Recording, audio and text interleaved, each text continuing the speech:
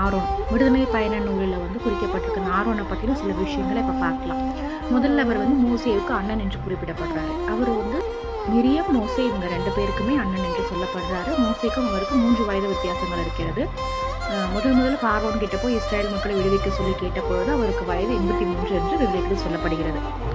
ஆரோனுடைய முதன்மையான கடமை என்ன அப்படின்னா, மோசேவுக்கு கடவுள் என்னென்ன வெளிப்படுத்தினாரோ அது எல்லாமே மக்களிடம் கொண்டு செல்வதற்கும் எல்லோரிடமும் அறிவிப்பதற்குமான மோசேயின் வாயாக அவரை கடவுள் திருநிலைப்படுத்தினார். இஸ்ரேல் மக்களை பாலைவனத்தில் வழிநடத்தும் போது அவர்களுக்கு ஏற்படுத்தப்பட்ட முதல்ல ஏற்படுத்தப்பட்ட குரு அப்படின்னு இவரை சொல்கிறாங்க. குருவா திருநிலைப்படுத்துறதுக்கு முன்னாடி அவரை செலக்ட் பண்ணுறதுக்கு, இவரை தேர்ந்தெடுக்கிறதுக்காக ஒவ்வொரு குலத்திலிருந்தும் ஒவ்வொரு கோல் வைக்கப்பட்டு அதில் இவரோட கோல் மட்டும் பூத்துச்சு அப்படின்னு சொல்கிறதுனால இவர் குருவா திருநிலைப்படுத்த. இந்த பூத்த கோல் திருப்பலியில் வைக்கப்பட்டிருக்கு. நிறைய பாசிட்டிவ் இருந்தாலுமே அவர்கிட்ட சொல்லி கொடுற